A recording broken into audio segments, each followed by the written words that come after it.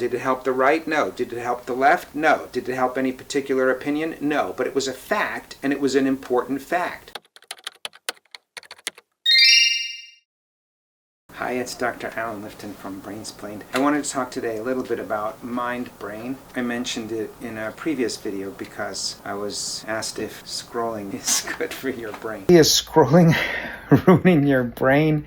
Yeah, it is. It's ruining your brain. When you make habits, your brain gets very good at doing what it is that you're doing. And if your habit is to have very short duration thinking with very minimal information, you're going to get used to that. And if you get used to that, then it becomes very hard to do deep work. I'm going to pivot to the way media is affecting a life, and it's a piece of how your mind care, taking care of what your thoughts are, is going to affect your brain and actually your life. So 30, 40, 20 years ago, and in all likelihood even maybe 10 years ago, in those times, if I were to tell you that this mom and this daughter are estranged, they don't speak to each other, you would assume that there was some kind of major issue with one or the other, that it was a personality disorder, or that there was some problems with drugs, or there had been a major family breakup surrounding a divorce or some type of hostility. That's what caused such a thing. It was rare, but it happened, but it was rare. And it was pretty much exclusively from this sort of phenomenon. And today, and maybe for the last 5 to 10 years, if I said that family members were estranged, a mother and a daughter, or a son and a father, or uncles or something, you would assume that it was not from that, but rather that it was from the more common cause of political disagreement, of one being on the right and one on the left. And that's a new phenomenon that didn't exist a few decades ago. And how is that possible? How has that come about? Nothing is fundamentally different about being a mother, a father, a daughter, a son, an uncle, a brother, or a sister. And if you were to speak to those individual people, I don't think they would admit to having changed or having different value systems about family. It's valuable to have a relationship with your family if it's possible. And people will try to do that. Something has happened to the minds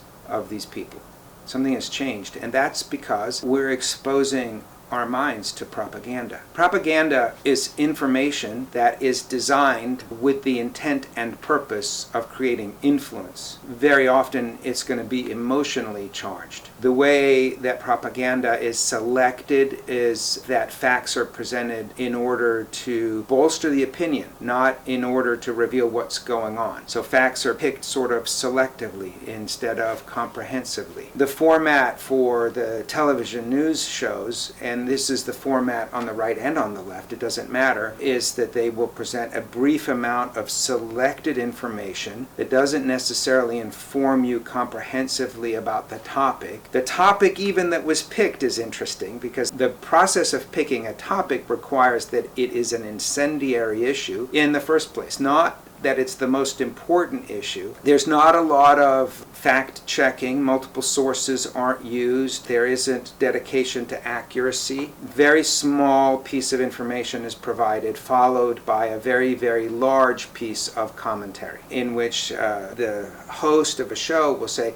this is what happened, and then let me invite these 5 people to tell you how you should feel about it. And invariably, you should feel terrible about it. You should be outraged, you should be angered, you should be dismayed, you should be terrified. That's the format. And that format is propaganda compared to news. News is curated carefully in such a way that an editor who's an experienced news person selects what the most critical and important issue is, not necessarily what's the most inflammatory, just what's the most important thing that happened. And then they present facts that have been cross-checked, and then they're done. And the purpose is to inform you, not to create emotions, but just so that you know. And there's a huge difference. As people have been exposed to that, they've become more and more afraid of the other side, and we've become more and more polarized. We were not polarized when we watched news, because news was not polarizing. When we had news on before cable, because that's how old I am. Before cable, there were 3 networks, and there were 3 networks that showed the news. It was ABC, NBC, and CBS, and the news was at the same time on every station, so you couldn't switch the channel.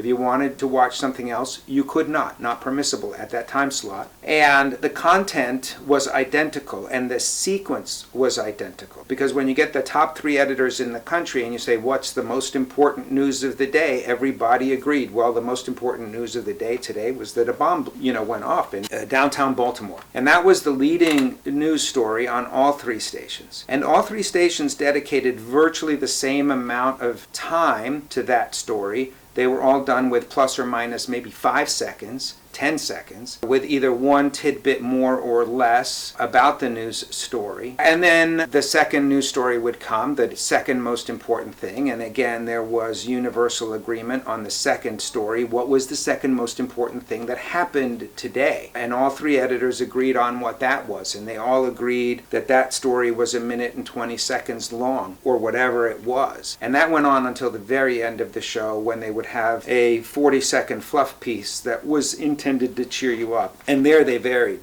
Somebody rescued a cat, and on the other station somebody rescued a dog. And then that was it. Editorial content on the news was very limited, and it consisted of the following message. This was the editorial content of the news. This is an important breaking news story, and we will interrupt your regularly scheduled programming to update you as updates become available. That was it. That was editorial. So they said, this is a big story. When they said that, you had no need of them saying that. You knew. You were like, oh my God, this is huge. And they're like, yeah, we know this is huge. We're going to update you. And that was it for editorial. When you watch the media today, even on network news, but definitely on cable news, the amount of emotional content, the way that the news is curated, the topics that are being covered, everything that's being done is emotional. The single biggest news story in the United States today happens to be a health-related story, and that is this. This is the single biggest news story in the country right now. You probably haven't heard of it. You may have, I don't know. 80% of the diseases and the deaths in this country currently are preventable, and they are caused by our diet. If 8 out of 10 people were dying from any other cause, I think we would all be shocked. When I was a kid, people were dying, not 8 out of 10, but people were dying from smoking. And the news was covering smoking incessantly. It was continuous. Every week, maybe twice, 3 times a week, they would cover a story. Why? Because it was really important for Americans to be informed about the dangers of smoking. The editors, the people who were in charge of curating news, said, wow, this is important. Was it inflammatory? No. Was it emotional? No. Did it help the right? No. Did it help the left? No. Did it help any particular opinion? No. But it was a fact, and it was an important fact. And as research became available, it kept on being presented, and Americans were informed. Americans knew it was happening. We all were aware that people were dying because of smoking. I tell people now, well, we're dying because of diet. They're like, what the hell are you talking about? What are you, nuts? Where is this coming from? Because it's not being broadcast on the news. Is it important? Yes, and more important than smoking. Now, when the smoking issue came up, we were divided because we had, people from the right and people from the left. And the people from the left said, this is dangerous stuff. We should outlaw all cigarettes because they're big government people and they felt like it's their job to take care of the people. And so we'll just criminalize it or something like that, right? I'm not being accurate at all, but I'm proving the point. And the Republicans were like, hey, you know what? If people want to smoke and kill themselves, let them do it. Secondhand smoke became an issue. The Republicans and the Democrats fought about doing more or doing less. And they came to some kind of compromise, and the compromise was effective, and now people don't smoke. That's what happened. The disagreement, we should do more and we should do less. That was the disagreement. The disagreement was not, hey, there's no such thing as smoking-related illness. That's not true. Smoking is good for you. That wasn't part of the argument because that was factually incorrect and everybody knew the facts. Today, those disagreements are very different. Today, we will actually disagree about what the facts are. We don't know what the facts are. We used to know them, and now we don't. And arguments in which we're disagreeing about the facts, arguments in which you come and say, hey, smoking is good for your health. It promotes cardiovascular fitness, it's good for your lungs, it reduces your risk of cancer, and it makes your brain work better. When you come and say that to me about smoking, it's very difficult for us to have any sort of discussion. I don't know where to start with that. And if you believe those facts, we're in big trouble. That's what's going on now. And that's going on because we've given up news and taken up propaganda. I shouldn't have to spend a great deal of time explaining the fact that this is harmful. When I'm estranged from my family because it's a person that I can't have a relationship with, it's a clash of personalities, it's irrefutable differences, they're deceptive, they're manipulative, whatever, okay, we can accept that. When I've lost relationship with my family member because they believe that the aliens are eating our brains, that's very painful. It seems senseless. The other one is also painful. But this seems more unjustified. And those two people, that mother and that daughter, will both suffer. And I have no help for those patients when they're my patients because you can't fix that problem. And so this is an area, this is one of the ways where what, I'm going to call it poison for lack of a better word, what poison gets into my mind can be very harmful. It's a different mind-brain toxin, poison, destructive pattern than the one where I'm scrolling. One is affecting my ability to maintain an appropriate, healthy, emotional relationship with others, which will lead to isolation and loneliness and depression. The other one is going to attack my attention and focus. So they're a little different. But this is another form of trouble with my mind health affecting my well-being. Anyway, I hope that's brain-splained.